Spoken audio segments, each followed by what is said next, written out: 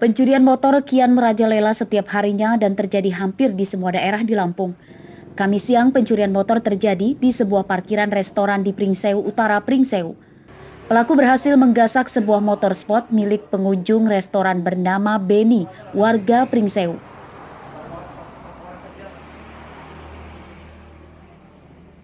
Pencurian motor ini terekam kamera pengawas CCTV yang dipasang di lingkungan restoran. Pelaku berjumlah 2 orang datang berboncengan.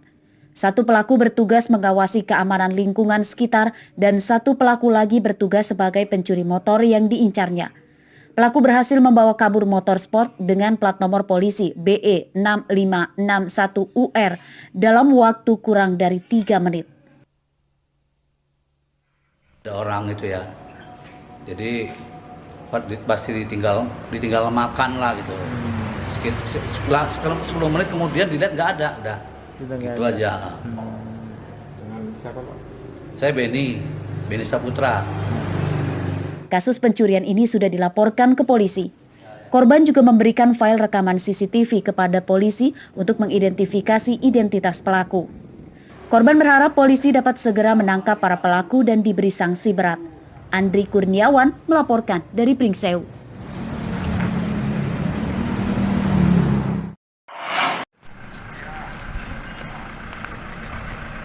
Hari kedua diobservasi di Rumah Sakit Jiwa Lampung pada Kamis siang. Kukuh Priyowaskito, tersangka pembunuhan terhadap ayah kandungnya di Desa Sedang Rejo, Kecamatan Sendang Agung, Lampung Tengah, sudah bisa diajak berkomunikasi dengan baik. Hal ini disampaikan oleh dokter di Rumah Sakit Jiwa yang merawatnya.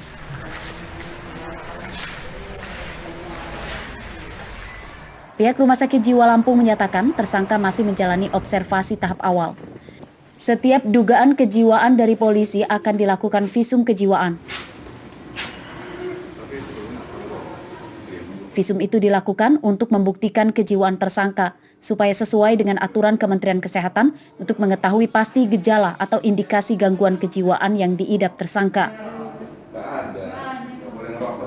Jadi kalau sampai saat ini yang bersangkutan ini perilaku nggak gelisah, enggak ya.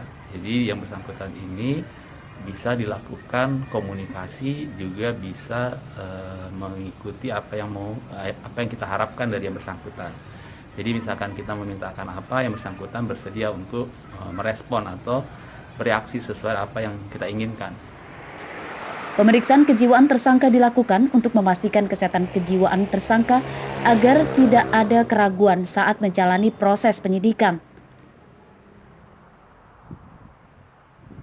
Seperti diberitakan sebelumnya, tersangka ditangkap setelah melakukan pembunuhan terhadap ayah kandungnya sendiri bernama Slamet Rianto di rumahnya di Sendang Rejo, Lampung Tengah pada Senin lalu. Korban tewas dianiaya dengan senjata tajam. Andri Kurniawan melaporkan dari Pesawaran.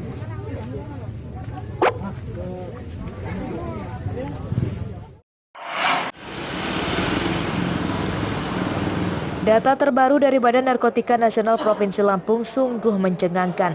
Bagaimana tidak, sejak tahun 2019 hingga akhir 2020 sudah sebanyak 31.811 orang yang menjadi korban narkoba di Lampung. Dari jumlah itu, baru sebanyak 1.629 orang yang direhabilitasi sampai tahun 2020. Jumlah warga korban narkoba itu belum termasuk dengan jumlah tambahan pada 2021.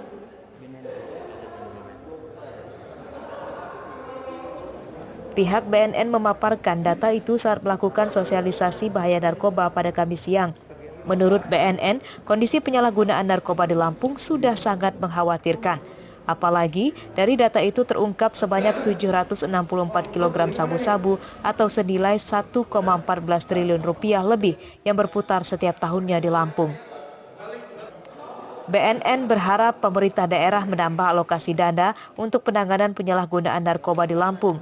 Apalagi BNN mengalami keterbatasan anggaran dan personil dalam upaya pemberantasan narkotika.